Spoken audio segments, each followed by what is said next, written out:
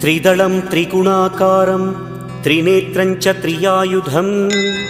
त्रिजन्म पापसंहारं एकबिल्वं शिवार्पणं त्रिशाखैः बिल्वपत्रैश्च अच्छिद्रैः कोमलैः शुभैः तव पूजां करिष्यामि एकबिल्वं शिवार्पणं कोटिकन्या महादानं तिलपर्वतकोटयः काञ्चनं शैलदानेन एकबिल्वं शिवार्पणं काशीक्षेत्रनिवासं च कालभैरवदर्शनं प्रयागे माधवं दृष्ट्वा एकबिल्वं शिवार्पणम् इन्दुवारे व्रतं स्थित्वा निराहारो महेश्वर नक्तं हौष्यामि देवेश